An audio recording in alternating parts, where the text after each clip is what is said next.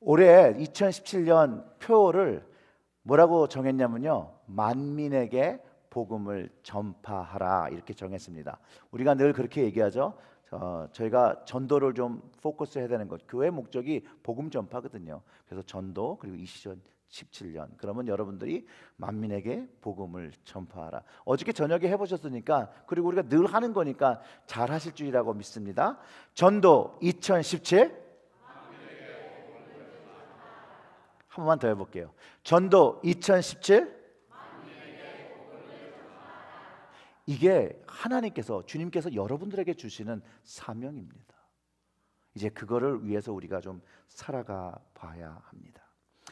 복음을 전해야 한다는 생각을 하면요, 저는 누가 떠오르냐면요, 사도 바울이 떠오릅니다. 그리고 사도 바울이 고백한 고린도전서 9장 16절과 17절의 말씀이 생각이 나는데요, 그 말씀이 이래요. 내가 복음을 전할지라도 자랑할 것이 없음은 내가 부득불 할 일임이라. 만일 복음을 전하지 않으면 내게 화가 있을 것이로다. 내가 내 자의로 이것을 행하면 상을 얻으려니와 내가 자의로 아니한다 할지라도 나는 사명을 받았노라. 아멘. 바울에게 복음 전파는 사명이에요. 전하지 않으면 화가 있을 것이라고 생각하며 자신의 전도에 대한, 복음에 대한 열정을 표현합니다. 골로새서에서는 바울이 복음과 그의 사명을 이렇게 표현합니다. 이제는 그의 육체의 죽음으로 말미암아 화목하게 하사 너희를 거룩하고 흠없고 책망할 것이 없는 자로 그 앞에 세우고자 하셨으니 만일 너희가 믿음에 거하고 터 위에 굳게 서서 너희 들은 바 복음의 소망에서, 이 복음의 소망이라는 것은 십자가와 부활의 소망, 용서와 영생의 소망이, 그것이 흔들리지 아니하면 그리하리라. 이 복음은 천하 만민에게 전파된 바요 나 바울은 이 복음의 일꾼이 되었노라 라고 고백하고 있습니다. 스스로를 복음의 일꾼이라고 말합니다. 천하 만민에게 전파되어야 하는 복음의 일꾼.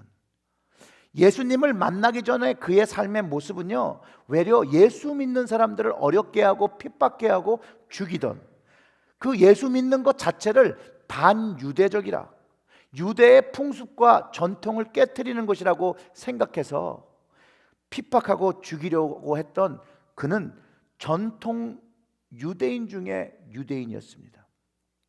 다메섹으로도 믿는 그리스도인들을 잡으러 대제사장의 허락을 받고 가던 길에 그가 예수님을 만나게 됩니다. 예수님을 경험하게 됩니다. 그 부활하신 예수님을 만나고 영적으로 거듭난 경험과 변화, 영어로 말하면 transformation이라고 그러죠. 그 transformation이라는 경험을 경험합니다. 그리고 예수 그리스도의 말씀, 예수 그리스도의 계시를 깨닫게 돼요. 그가 갈라디아서 1장 12절과 12절에 이렇게 얘기합니다. 형제들아, 사람에게 좋게 하랴, 하나님께 좋게 하랴. 내가 너희에게 알게 하노니 내가 전한 복음이 사람의 뜻을 따라 된 것이 아니라 이는 내가 사람에게서 받은 것도 아니고 배운 것도 아니요 오직 예수 그리스도의 계시로 말미암는 것. 계시라는 건 깨달아지게 된 거죠. 받게 된 것이죠. 그가 다메섹 도상을 가는 도중에 예수님의 음성을 듣습니다. 그리고 그 음성이 바울 스스로가 핍박하는 예수라고 자기 스스로를 이야기합니다. 그런데 그 음성을 듣기 전까지 바울은, 그는 이미 오래전에 십자가에서 죽었던 사람이에요. 유대의 풍속을 어지럽히고 스스로가 하나님의 아들이다 주장하다가 십자가에서 형벌을 당해 죽었던 사람. 그리스도인들이 그가 부활했다고 얘기했을 때 바울은 그건 새빨간 거짓말이다, 사람들이 지어낸 이야기다 라고 생각하고, 그렇기 때문에 이 무지몽매한 그리스도인이라는 사람들을 잡아 족쳐야 돼서 다메섹으로 가던 그 도생에 그 길에서 자기의 귀로 그분의 음성을 듣고 그분의 주님의 영광의 빛안에 함께 있는 것을 경험하게 됩니다. 이 경험이 얼마나 놀라운 경험이 되었냐면 그의 인생을 완전히 바꾸어 버렸습니다. 부활하신 예수님을 만난 바울이 변화했던 것처럼 오늘 본문 안에 있는 제자들도 그 부활하신 예수님을 만나면서 변화하게 됩니다. 사실상 부활하신 예수님을 만나기 전에 제자들의 모습은요, 오늘 본문에서 여러분들이 보시는 것처럼 아주 믿음 없는 사람들이었습니다. 주님 보시기에 마음이 아주 완악한 사람들이었습니다. 주님이 부활하셨다라는 그 말을 전하는 사람들의 증언조차도 믿지 않았던, 그래서 주님께서 직접 그들의 마음이 완악하다라고 말씀하시고 있다라는 것이에요. 오늘 말씀은 그 제자들의 신앙의 실체가 얼마나 연약할 뿐만 아니라 주님 앞에 악한 모습이라는 것을 보여주고 있다라는 것이에요. 그런 주님이 제자들을 책망하셨고, 오늘 본문을 보면 그 후에 11, 왜 11죠? 유다 빼고 11 제자가 음식을 먹을 때 예수께서 그들에게 나타나 그들의 믿음 없는 것과 마음이 완악한 것을 꾸짖으시니 이는 그 이유가 자기 살아난 것을 본 자들의 말을 믿지 아니함일러라.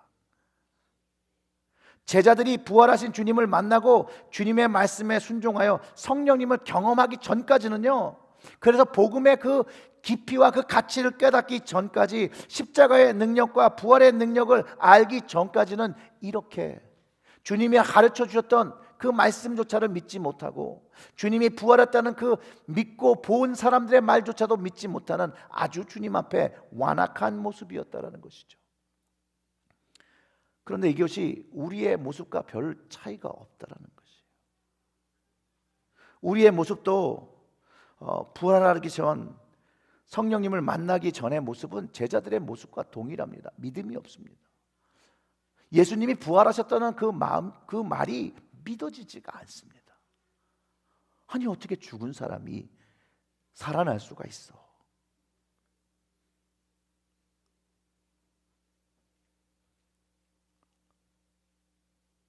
우리의 믿음도 이렇게 연약한데, 그런데 부활하신 주님을 만나면 변한다라는 거예요. 부활하신 주님이 약속하신 성령을 만나면 변한다라는 거예요. 바울이 만났던 주님은 그 약속의 성령님이 오신 이후에 성령님을 통하여 만난 주님이라는 것이에요. 제자들도 이 주님이 성령님과 함께 같이 경험되어질 때 복음이 영원 불변하는 진리인 것과 세상을 구원하는 유일한 길임을 알았고, 예수 이름 외에는 구원을 얻을 만한 이름을 주신 적이 없음을 온전히 깨닫고 이제 그들의 생명을 바쳐서 담대하게 그 복음을 전하기 시작합니다. 제자들과 바울이 경험한 예수 그리스도의 십자가와 부활, 인간의 사고와 경험을 뛰어넘는 아주 신비로운 역사이죠. 주님의 십자가로 인해서 속량함을 경험합니다. 이게 설명이 안 되는데, 이게 과학적으로 증명이 안 되는데 예수 그리스도의 십자가를 경험하면 하나님께서 나를 용서하셨음이 깨달아지고 믿어진다라는 거예요. 사실이 되어버린다라는 거예요. 죄사함의 은혜를 누리게 되죠. 죄의 문제가 해결되고 하나님 나라 안에 있는 영원한 생명의 약속을 얻었다라는 것을 인식하게 됩니다. 사도 요한은 요한일서 5장 13절에서 내가 하나님의 아들의 이름을 믿는 너희에게 이것을 쓴 이유, 그 이유가 너희로 하여금 너희에게 영생이 있음을 알게 함이라고 증언한다라는 것이죠. 바울은 로마서에서 6장 23절에서 죄의 삭슨 사망이요 하나님의 은사 그리스도 예수 우리 주 안에 있는 영생이라고 말합니다. 초대교회 때부터 지금까지 우리가 믿으며 구원을 경험했다는 그 말은요, 예수님으로 인하여 죄사함을 얻고 영생의 축복, 하나님의 나라의 유업을 얻었다라고 하는 그 말이고요, 이 복음의 말씀을 주님께서 믿는 자 모두에게 이 은혜를 허락하셨다라는 거예요. 그리고 이 은혜를 경험한 모든 사람들에게 뭐라고 말씀하셨냐면 온 천하를 다니며 만민에게 복음을 전파하라고 명령하셨다라는 것이에요. 그래서 제자들이요, 복음을 전하고 믿음을 선포하고 세례를 베풀고 교회를 세웠고, 그리고 그리스도인들을, 제자들을 양육해서 더 많은 제자들을 만들어서 복음을 전파하려고 했습니다. 주님을 경험한 모든 사람들에게 주신 주님의 명령, 바로 복음 전파입니다. 그런데 요즘 우리가 우리의 교회 생활들을 보면 흔히 이렇게 얘기해요. 전도가 잘 되지 않는다. 전도가 잘 되지 않는 시대라고 합니다. 교회 성장도 멈추었다고 합니다. 그런데 이거는요, 미국 교회든 한국에 있는 교회든 유럽에 있는 교회든 많은 경우가 감소의 추세라고 하고 성장하는 교회는 그리 많지 않다고 합니다. 뭐 그것에 대한 이유가 너무나도 많죠.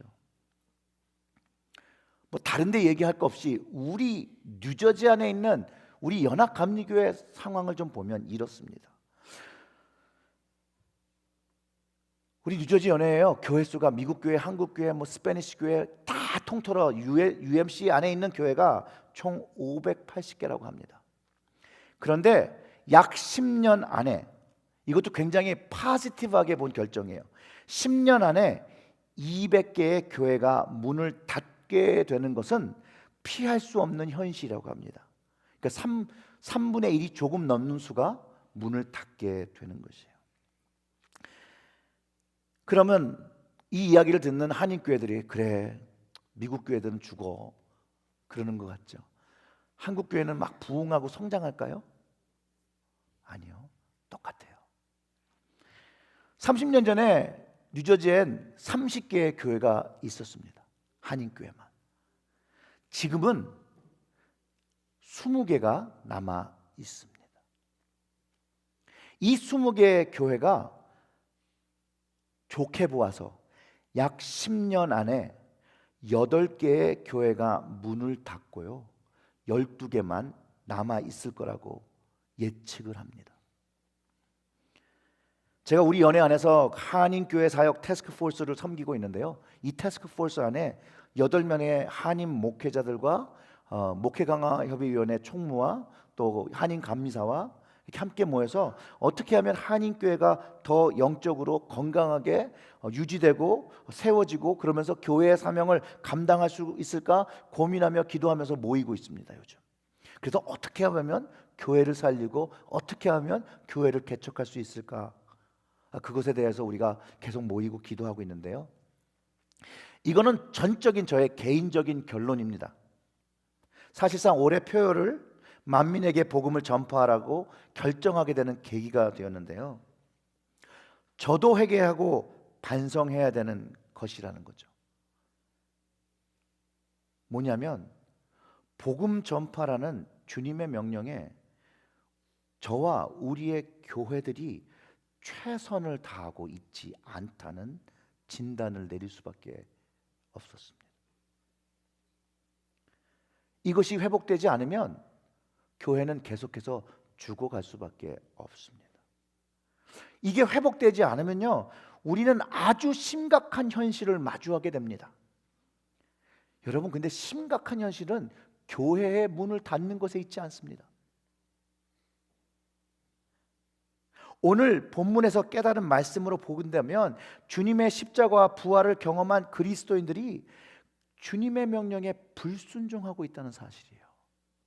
이게 심각한 사실이라는 거예요. 그리고 주님은 그런 우리의 신앙과 마음을 믿음 없다라고, 완악한 마음이라고 책망하신다라는 것이에요. 그게 심각한 현실이라는 거죠. 그 심각한 현실을 우리가 듣지 못하고 깨닫지 못하고 있다는 거죠. 그게 심각한 현실이라는 거예요.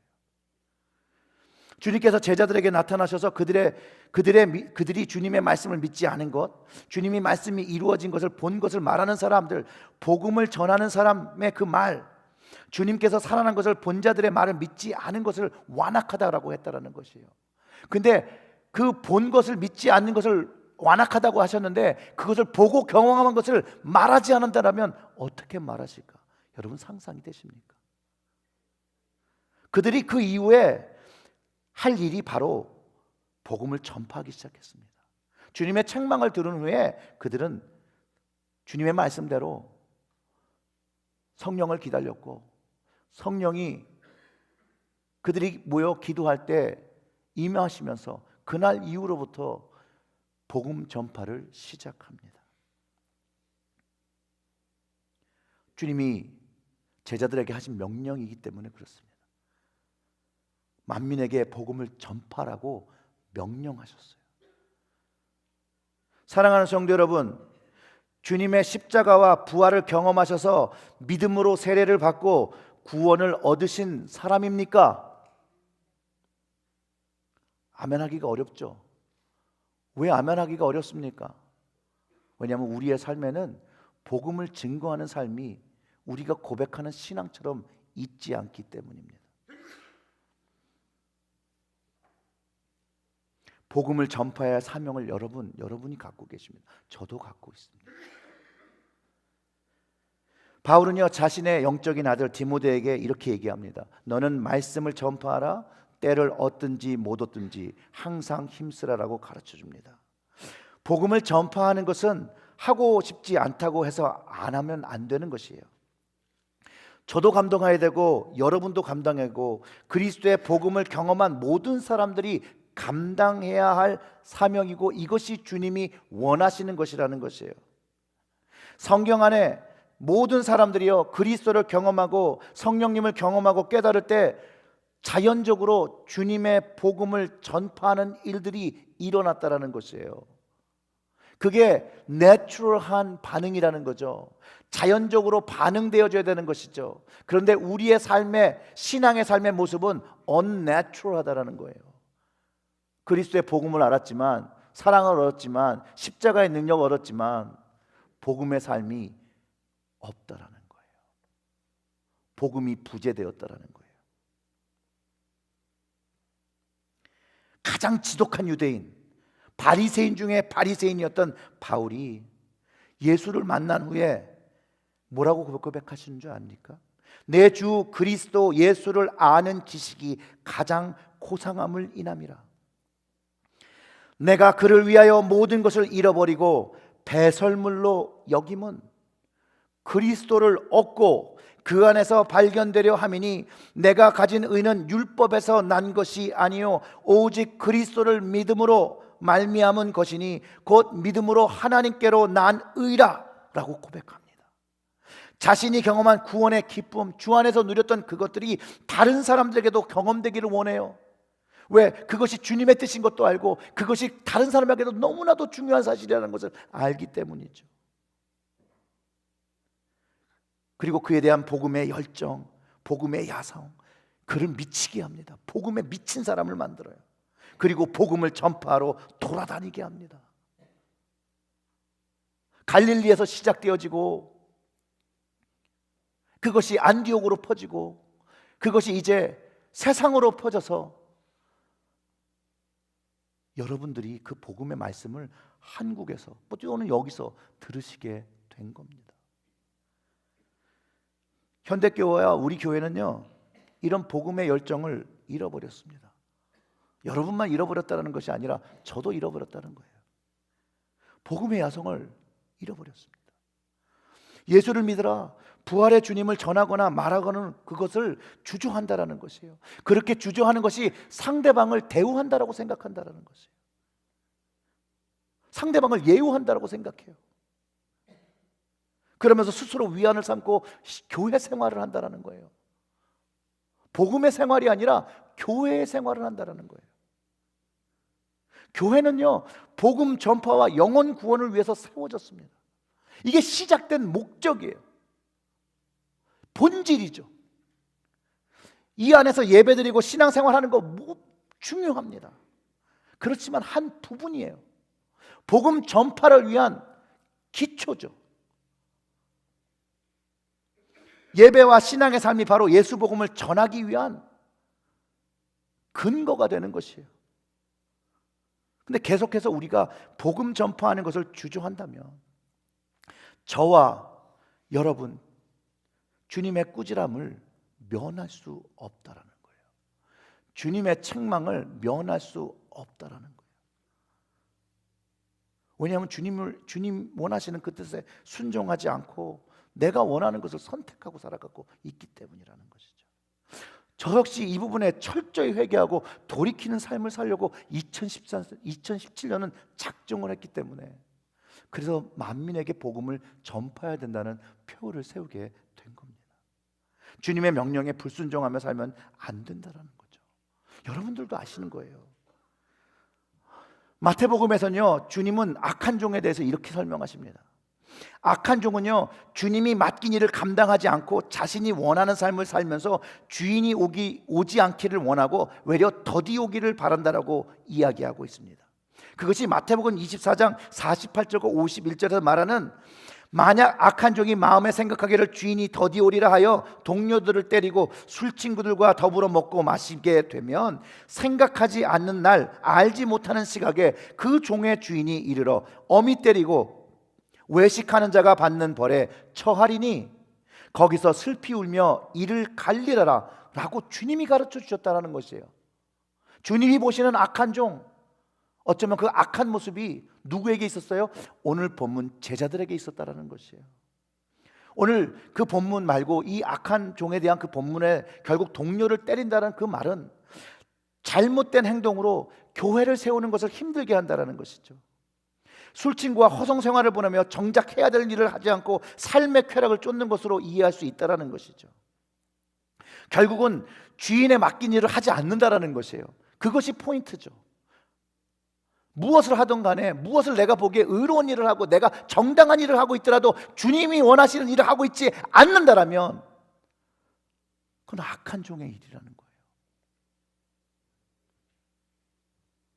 주님이 맡긴 일보다 내가 원하는 일을 선택하고 있는 것이죠. 교회의 주인 되신 주님께서 교회를 통하여 이 세상에 하시려는 일이 무엇입니까? 무엇이에요? 복음 전파요. 누구를 통해서 주님의 일을 하시려고 합니까? 누구를 통해서 하시려고 해요? 옆에 사람 한번 좀 봐보세요. 그 사람이에요? 누구예요?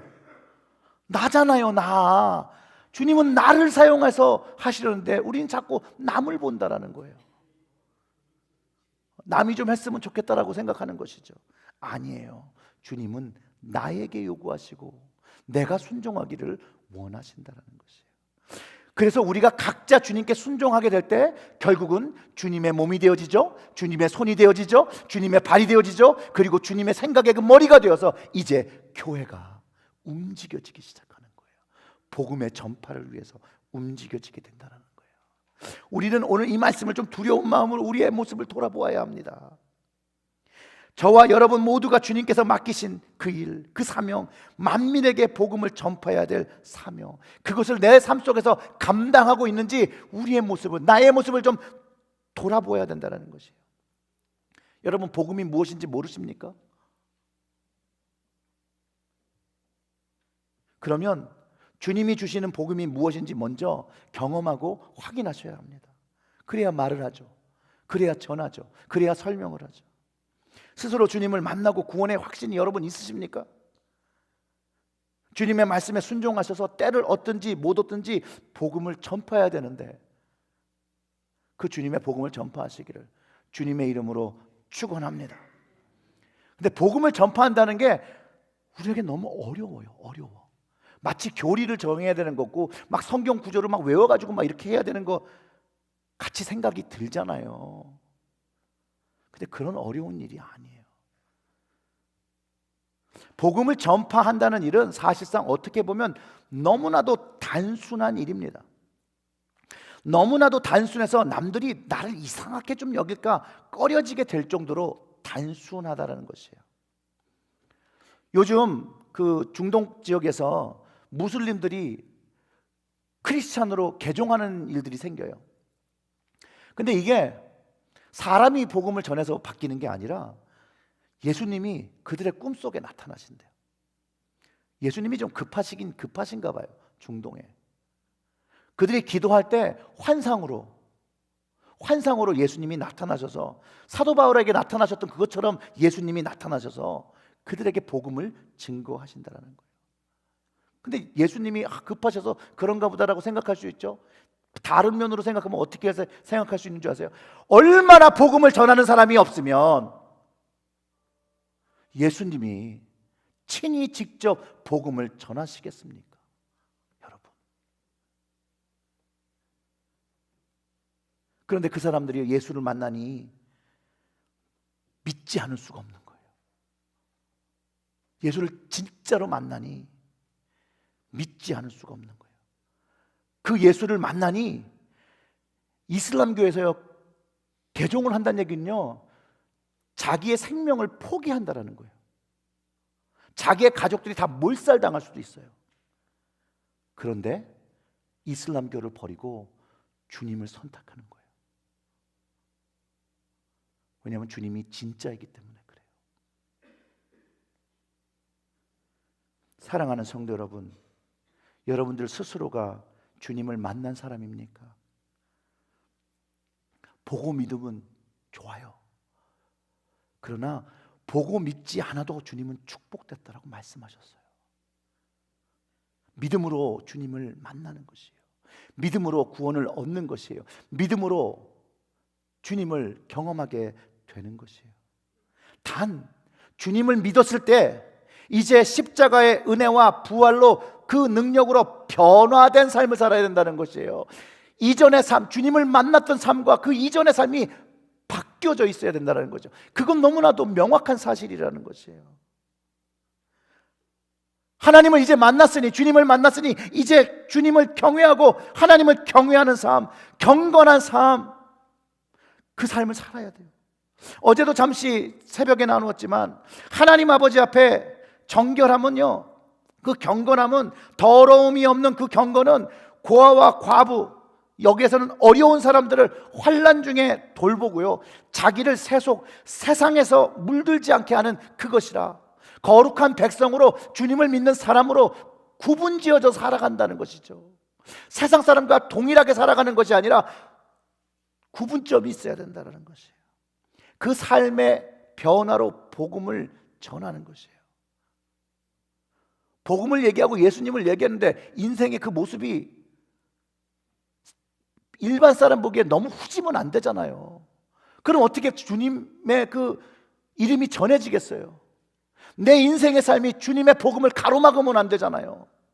그래서 경건함을 갖는 것이라는 것이에요. 나의 이기심을 내려놓는 것이에요. 나의 악함을 내려놓는 것이에요. 주님 때문에 바뀌는 거예요. 그리고 내 입술이 예수 이야기를 하기 시작하는 거예요. 예수로 변한 이야기를 하는 것이에요. 여러분, 우리의 마음은요, 우리 마음속에 담긴 걸 얘기해요. 예수님이 좋으면요, 예수님 이야기 한다니까요. 정말 그래요. 여러분 어디 여행 가서 좋은 거 보고 오시잖아요. 그러면요, 그 좋은 거에 대해서 너무나도 얘기하세요. 정말로 짜장면 하나를 맛있는 걸 먹어도 사람들에게 야, 그 집 정말 맛있더라, 한번 가봐야 된다라고 해요. 그랜드 캐니언에 갔다 오셔서 여행이 어땠냐 그러면 정말로 시간이 가는 줄 모르고 그거에 대해서 설명할 수 있어요. 근데 이런 세상의 좋음은 시간이 지나면 사라진다라는 것이에요. 시간이 지나면 사라져요. 근데 우리 주님은요, 그렇지 않다라는 것이에요.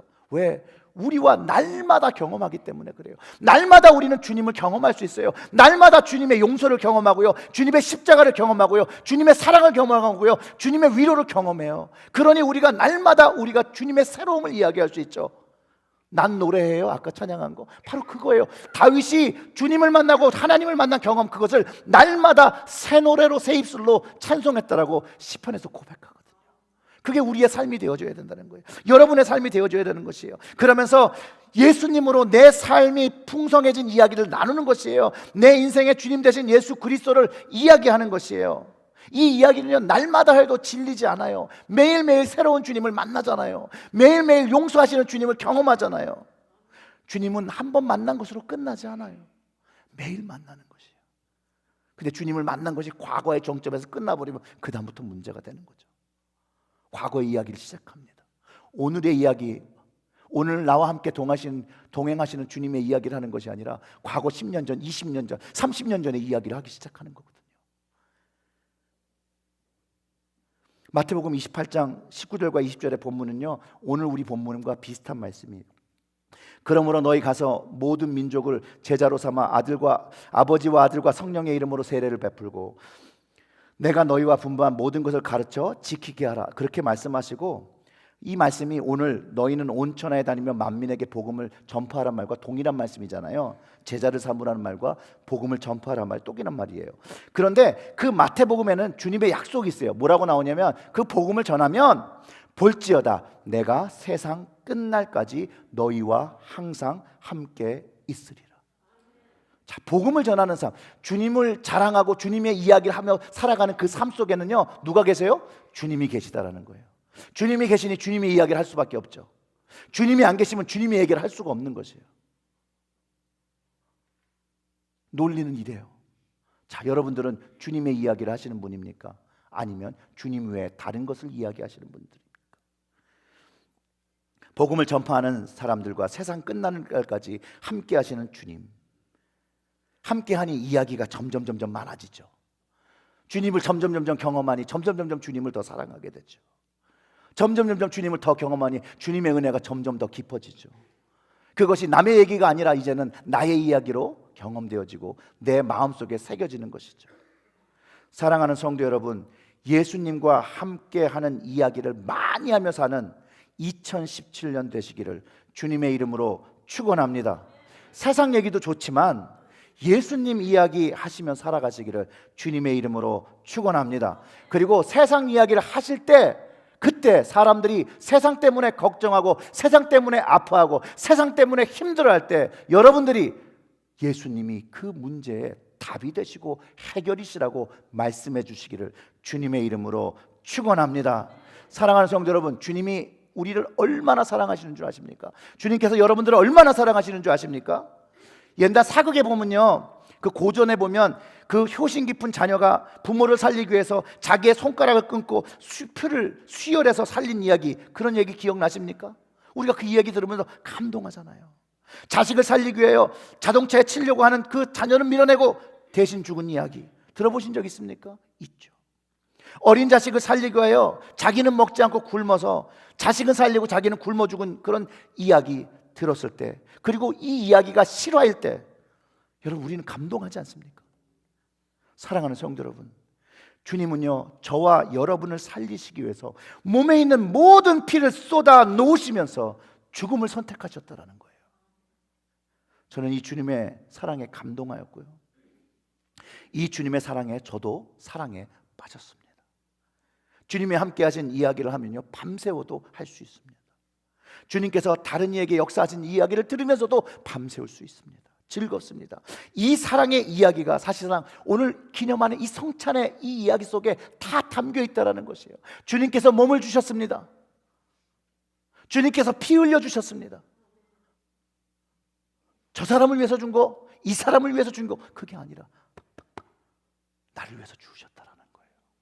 그것을 경험하고 그것이 내 마음속에 새겨질 때 우리의 삶 속에 주님을 노래하는 노래가 생기고, 바로 그 노래, 그 증거, 그 이야기가 바로 복음 전파입니다. 사랑하는 성도 여러분, 주님의 이야기가 여러분의 마음을 즐겁게 하고 감동시키고 노래하게 합니까? 그것은 여러분 삶에 주님을 모르는 사람을 만났을 때 여러분의 이야기가, 그것이 복음 전파가 되고 그 이야기를 들으며 감동한 사람들이 영혼 구원을 얻으며 주님께 나오게 되고 내가 받은 동일한 하늘의 언약을 경험하게 됩니다. 여러분, 복음 전파가 이해가 되십니까? 여러분의 주님, 여러분의 구원자, 여러분의 예수님만을 자랑하시고 살아가시기를 주님의 이름으로 축원합니다. 기도하겠습니다.